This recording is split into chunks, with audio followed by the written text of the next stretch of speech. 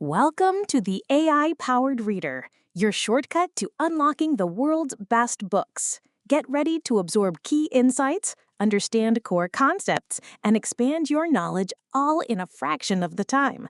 Let's dive in. Greetings and welcome to our deep dive into Feel-Good Productivity by Ali Abdaal.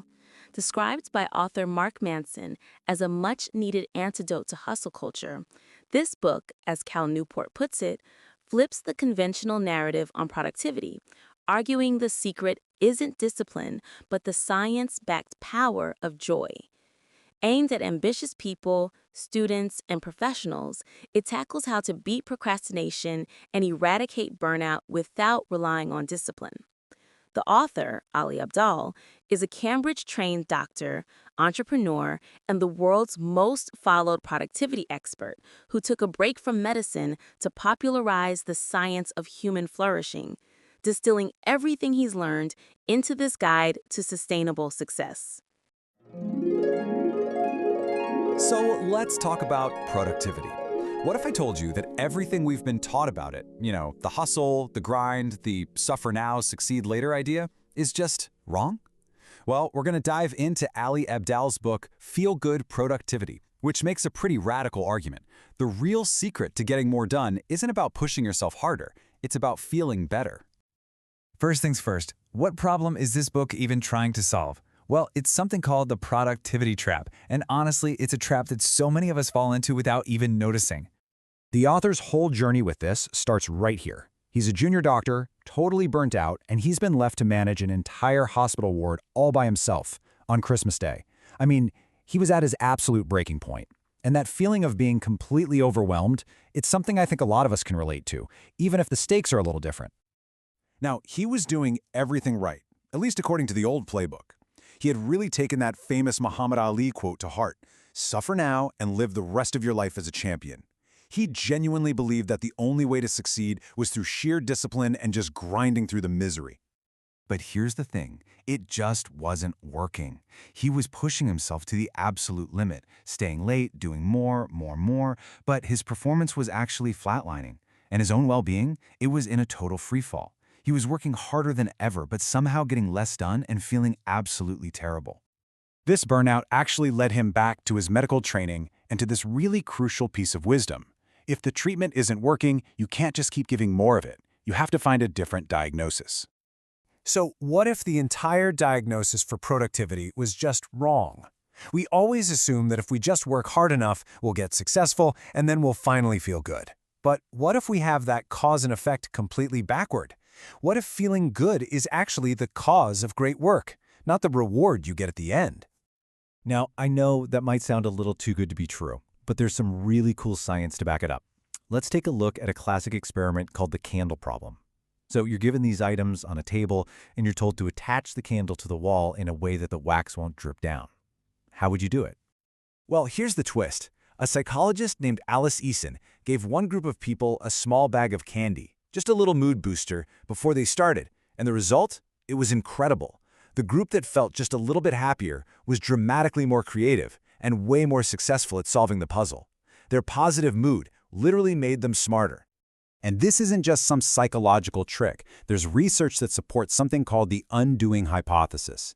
It basically says that positive emotions physically fight back against the effects of stress. They actually lower your heart rate, lower your blood pressure, and all of that broadens your thinking and boosts your brain power. Feeling good is a biological performance enhancer. And all of this leads to the book's central, game-changing idea. We've been chasing success, hoping that one day it'll make us happy. But really, we should have been cultivating happiness all along to lead us to success. Taking care of your well-being isn't some selfish distraction from your work. It's actually the most direct and sustainable way to achieve the things that matter to you. Okay, so if feeling good is the fuel, how do we actually get more of it in our lives? The book breaks it down into a really simple framework of 3 energizers. They are play, power, and people. Play is all about injecting fun into what you do. Power is about feeling like you have some control and autonomy, like you get to choose how you do a project. And people, that's the energy we get from connecting and working with others. To really see how this works, let's zoom in on the one that sounds the craziest, play. Just think about the physicist Richard Feynman. After working on the Manhattan Project, he was completely burnt out on physics. He just couldn't bring himself to do any serious work. His breakthrough didn't come from more discipline or grinding it out.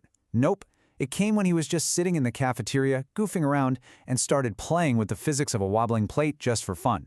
And that playful curiosity led directly to his Nobel Prize-winning work.